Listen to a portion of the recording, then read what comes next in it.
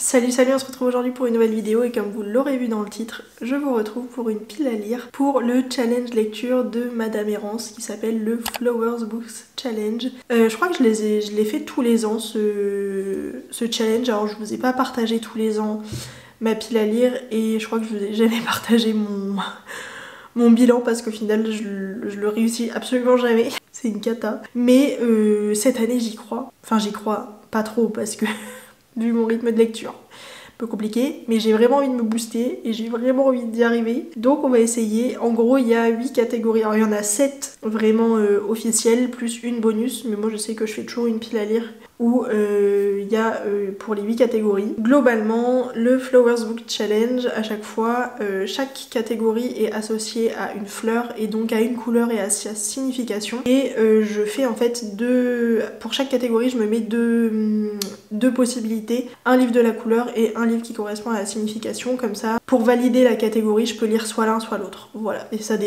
j'avoue que j'aime bien lire selon mon mood, donc j'aime bien avoir plusieurs options, donc voilà pourquoi je fais ça comme ça. Si vous voulez avoir plus d'infos, je vous mettrai la vidéo de Madame Errance dans la barre d'infos, ce sera plus simple. Pour la première fleur qui est donc l'encolie, il faut lire soit un livre bleu, soit un livre qui parle de tristesse, solitude, nostalgie. Pour le livre bleu, j'ai mis La femme de ménage de Freida McFadden aux éditions J'ai lu. C'est un thriller psychologique, apparemment il est incroyable, toute la saga a l'air incroyable.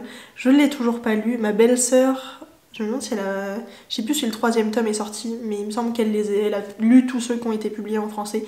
Et elle l'a adoré, donc j'avoue j'ai très envie de le lire, j'en entends que du bien. Et on y suit Millie qui fait le ménage dans une belle maison d'une riche famille new-yorkaise. Ils sont pas ce qu'ils disent être, enfin en tout cas il y a beaucoup de mystères autour de cette famille-là. Millie est en danger et enfin j'ai pas envie de me spoil, j'avoue que ça a l'air d'être un thriller incroyable et j'ai trop hâte de le lire. Et du coup, pour les mots-clés tristesse, solitude et nostalgie, j'ai décidé de mettre le livre d'une autrice qui m'a fait pleurer toutes les larmes de mon corps l'année dernière. Et je pense que celui-là me fera à nouveau pleurer toutes les larmes de mon corps parce que ça a l'air terriblement touchant. J'ai très envie de lire Je revenais des autres de Melissa d'Acosta que j'ai aux éditions Le Livre de Poche. Et on y suit Philippe qui a 40 ans et Ambre qui a 20 ans et qui n'a absolument personne sauf Philippe. Un jour, elle va essayer de mourir et donc Philippe va l'envoyer très loin dans un village de montagne pour qu'elle se reconstruise. On suit Ambre qui se retrouve dans un hôtel où travaille une bande de saisonniers qui sont tous abîmés par la vie. En fait, c'est un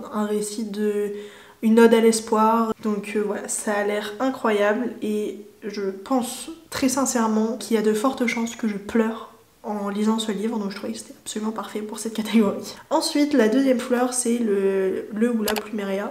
C'est la fleur de frangipanier et donc il faut lire soit un livre jaune soit un livre de fantasy fantastique. Pour le livre jaune, j'ai décidé de mettre une petite romance de Gaïa Alexia qui s'appelle Queen Bee aux éditions Hugo Poche. Ça fait des années que je l'ai acheté et je l'ai toujours pas lu. Et on y suit Henri qui est gendarme, qui assure ses gardes de nuit dans un petit village au nord de Paris jusqu'à ce qu'une disparue ressurgisse dans sa vie. Comment Johanna Mancini a-t-elle pu être déclarée morte et enterrée des années plus tôt alors qu'elle se tient face à lui ?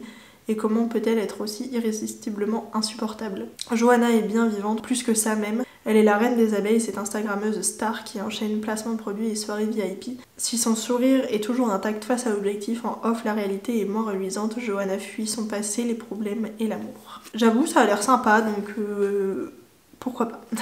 Et pour le livre de fantasy fantastique, j'en ai plus énormément parce que je les ai quasiment tous lus, voilà. Mais il y a un livre que j'ai piqué à mon copain il y a quelques temps.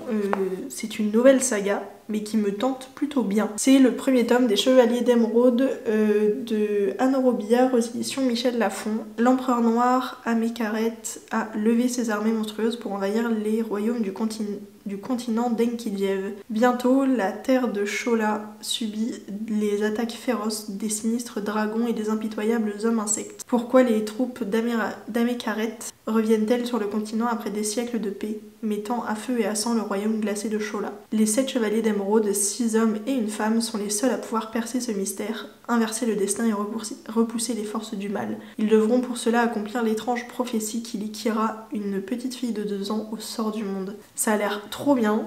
En plus, il est pas énorme, hein, je trouve. Hop, il fait 340 pages, donc je pense que ça peut très bien se lire. Et mon copain m'en a dit que du bien, donc pourquoi pas. La troisième catégorie, c'est la capucine. J'adore cette fleur. Et donc il faut lire soit un livre orange, soit un livre qui parle de victoire dans la lutte, de résilience et d'adversité. Donc pour le livre orange, j'ai mis le livre le plus orange qu'il y a dans ma bibliothèque.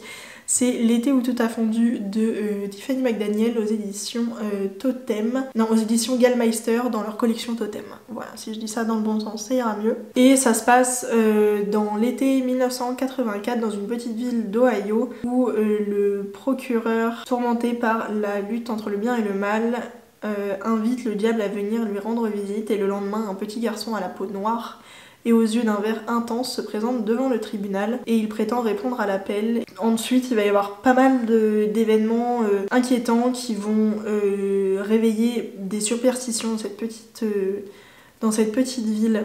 Et du coup, tout ça se passe en même temps d'une vague de chaleur infernale qui s'abat sur la ville.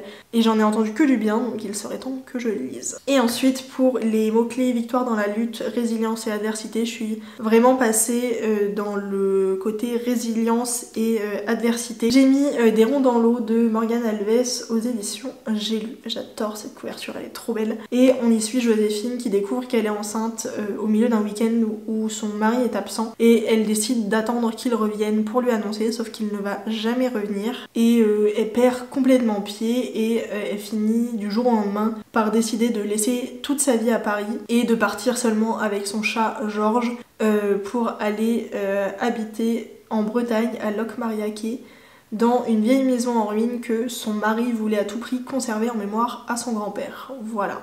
Et elle va clairement espérer trouver face à la mer un nouveau souffle. En fait, c'est vraiment un livre je trouve, de résilience, de réussir à continuer malgré tous les obstacles. Et ça a l'air incroyable. C'est le genre de livre que j'adore lire, qui donne beaucoup d'espoir et beaucoup d'amour. Donc j'ai très hâte de le découvrir. Ensuite, la quatrième catégorie, c'est la fleur de l'anthurium et c'est donc soit un livre vert, soit un livre assez cosy où on s'y sent bien, où il y a une question d'hospitalité. Pour le livre vert, j'ai mis Nous les menteurs de Hillocart aux éditions Pôle Fiction. Bon, c'est pas excessivement vert sur le devant, mais sur le derrière, c'est bel et bien vert. Hein.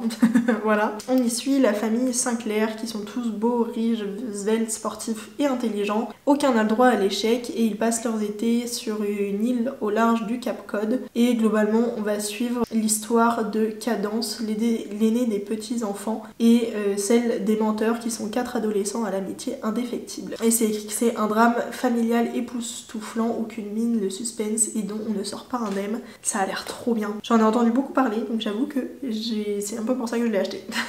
Et pour le livre cosy, on s'y sent bien et qui parle d'hospitalité, j'ai mis un livre d'une de mes auteurs préférées, c'est Agnès Ludig avec Juste avant le bonheur que j'ai aux éditions Pocket. Et on y suit Julie qui est caissière dans un supermarché et qui élève seule son petit Lulu, unique rayon de soleil d'une vie difficile. Dans un de ses très mauvais jours, le destin va lui sourire. Il y a un homme qui va être très ému par la situation de Lulu et Julie et qui va les inviter dans sa maison de bord de mer en Bretagne. Et au début, Julie reste très méfiante, elle n'a pas l'habitude qu'on lui tende la main, mais pour Lulu, pour voir la mer et faire des châteaux de sable, elle pourrait bien saisir cette main qui se tend. Voilà, je trouve que ça marchait très bien dans le côté hospitalité et pour le coup, quand je lis du Agnès Ludig, vraiment c'est vraiment ma zone de confort, donc je pense que ça rentre parfaitement dans les mots-clés de cette catégorie. La cinquième fleur, c'est la violette et comme son nom l'indique, il faut lire soit un livre violet, soit un livre qui n'a pas été mis en avant sur les réseaux sociaux, en tout cas qu'on a très peu vu. Donc pour le livre violet, j'en ai très peu, je pense que c'est le livre le plus violet que j'ai. C'est vrai qu'il paraît très violet à la caméra, mais je vous assure qu'en vrai c'est plus rose que violet. Et du coup c'est After Love de Tanya Burn, je vous ai même pas dit aux éditions, le livre de poche jeunesse, voilà. On y suit Ash et Poppy qui sont tombées amoureuses malgré leurs différences et des milieux familiaux que tout oppose. Pour la soirée du nouvel an, Ash décide de dormir chez Poppy sans prévenir ses parents. Inquiets, ces derniers lui demandent de rentrer immédiatement. Sur les trajets du retour, Ash est déconcentré par une fille qui l'accoste. Elle se fait renverser par une voiture et meurt. La fille qui l'a accostée est une grande faucheuse et en tant que dernière personne à mourir avant l'ultime coup de minuit, Ash est devenue grande faucheuse à son tour. Ash a du mal à accepter sa nouvelle condition car cela signifie oublier son premier amour. Or, elle ferait tout pour revoir Poppy, morte ou vive. Voilà, ça m'a l'air très intriguant ce truc. C'est une romance FF du coup, et en fait dans la même collection il y a pas longtemps j'ai lu 6 mois par an, qui est juste ici, et que j'ai adoré, qui pareil m'intriguait beaucoup, donc j'ai hâte de découvrir ce roman jeunesse qui m'a l'air vraiment très très sympathique. Et pour le livre dont on n'a pas entendu parler sur les réseaux sociaux, il y en a quand même pas mal dans ma pile à lire, parce qu'en fait, certes, j'achète des livres dont on entend beaucoup parler, mais j'achète aussi des livres parce qu'ils me donnent envie en bibliothèque, en librairie, pardon. Et c'est le cas de celui-ci où la couverture m'a beaucoup intriguée, et ensuite le résumé. J'ai décidé de mettre Sans oublier la baleine de John Ironmonger aux éditions Nami Poche. La couverture est absolument incroyable, c'est clairement pour ça que je l'ai regardé de prime abord en librairie. À Saint-Piran, en Cornouailles, on se souvient encore du jour où un jeune homme nu comme un verre a été rejeté sur la plage par une baleine. Une entrée en scène des plus originales. L'ineffable Dr. Books, le glaneur Kenny Kenneth, Demelza la romancière à l'eau de rose, ou encore Polly Hawking, la pimpante épouse du vicaire. Ce matin-là, tous les villageois se portent à son secours, sans oublier la baleine à l'arrière-plan qui ne veut plus quitter la côte. Personne ne sait encore pourquoi John Hack a fui Londres, ni ce qui le lie à l'énigmatique cétacé qui rôde dans la baie. Pourtant, petit à petit, cette curieuse arrivée bouleverse bien des choses dans le village de pêcheurs de 300 habitants, plus familier des homards que des citadins. Ça me donne très envie, ça m'intrigue beaucoup cette histoire. Donc vraiment c'est un des livres que j'ai le plus hâte de lire. Après on verra si j'ai le temps parce qu'il est quand même pas tout petit. Ensuite la 6e fleur c'est la tulipe rouge. Il faut donc lire soit un livre rouge, soit un livre qui parle de romance passionnelle. Voilà, donc pour le livre rouge, vous m'excuserez, j'ai pas plus rouge que ça. J'ai décidé de mettre La vie ô combien ordinaire d'Anna Green de Michael Marshall Smith aux éditions Bragelonne. Voilà, ça reste un petit peu rouge, vous m'excuserez, j'ai pas plus. Et c'est un livre qui est très intriguant. On y suit la jeune Anna Green qui est persuadée que son existence est plus banale que la moyenne, mais elle ne va pas tarder à découvrir que les ombres de sa vie cachent un monde où rien n'est ce qu'il paraît, qu'il existe une machine secrète qui convertit les mauvais tours en énergie, qu'il y a des champignons qui parlent, que son grand-père est copain avec le diable depuis plus de 250 ans et qu'ils ont besoin de son aide. Ça a l'air très loufoque, très sympathique. Et pour la romance passionnelle, je vous avoue que j'ai très peu de livres où il y a de la romance, enfin j'ai l'impression que je les ai tous lus. Mais du coup il y en a un qui m'a l'air vraiment pas mal du tout, que je sais même plus où je l'ai eu, je crois que je l'ai eu dans une boîte à livres il y a quelques années. J'ai décidé de mettre Cœur naufrage de Delphine Bertolon aux éditions JC Lattès. Et on y suit donc Lila qui a bientôt 34 ans et tenaillée par le sentiment de passer à côté de l'existence. Elle enchaîne les fiascos amoureux, accumule les névroses et attend sans trop savoir quoi. Jusqu'au jour où un étrange message la ramène 17 ans en arrière, cet été-là sur la côte landaise, tout allait basculer. Et il me semble que c'est une histoire d'amour quand elle était jeune, donc on verra ce que ça donne. Ça se trouve ça n'a rien à voir avec la romance passionnelle, mais on tente. Ensuite, la 7e fleur, c'est le Dahlia, et il faut lire soit un livre rose, soit un livre qui fait partie d'une grande saga, ou en tout cas qui est un gros pavé. Pour le livre rose, alors globalement les deux pourraient être dans les livres roses, mais j'ai décidé de mettre un livre de poésie. C'est une anthologie de la poésie féminine de Françoise Chandernagor, aux éditions Point Poésie. C'est de la poésie écrite par des femmes. Voilà, et qui parle d'amour. Et pour le gros pavé, alors c'est pas mon plus gros pavé, mais je sais que j'avais pas très envie de mettre Babel, parce qu'il n'y avait pas plus gros que ça dans ma pile à lire, mais du coup j'ai mis La lettre d'amour interdite de Lucinda Riley aux éditions Charleston Poche, dans leur collection comme ça, rouge et rose. Et ça se passe en 1995 à Londres. C'est une journaliste londonienne qui est envoyée auprès d'une grande famille et qui va découvrir un dangereux secret. Il va y avoir une histoire d'amour interdit et une histoire qui se répète. J'avoue que je sais pas exactement ce qui va se passer. Je crois qu'il y a une histoire avec le petit-fils d'un mec très connu et très riche.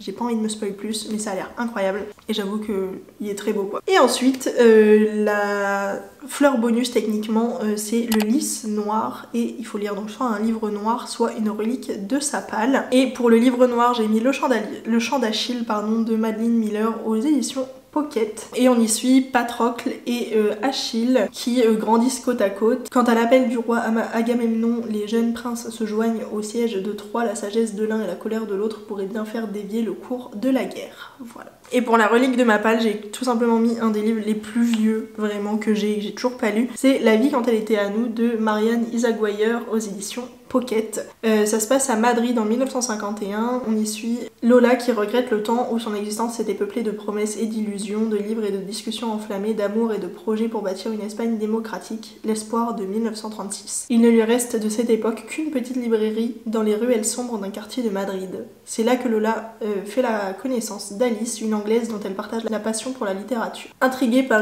un livre en vitrine, Alice entraîne Lola dans une lecture singulière et bouleversante de La fille aux cheveux de lin, l'histoire de Rose soupçonnée d'être la fille du duc d'Ashford. Lola et Alice l'ignorent encore, mais cette histoire pourrait bien lier leur destin pour toujours. Voilà pour cette pile à lire. Franchement, je trouve que c'est que des livres qui me donnent envie, donc je suis très contente. J'espère que je vais au moins lire un livre par catégorie. Si je lis plus, franchement c'est incroyable, mais au moins lire un livre par catégorie, ce serait pas mal. Je suis contente parce qu'il y a quand même pas mal de genres différents, donc ça me permettra vraiment de faire selon mon envie du moment, et c'est ce que je préfère. Bref, j'espère que cette vidéo vous aura plu, et on se retrouvera d'ici quelques mois pour faire un bilan de comment s'est passé ce challenge. J'espère que ce sera un bon bilan. Bref, je vous fais des très gros bisous et je vous dis à très vite pour une nouvelle vidéo.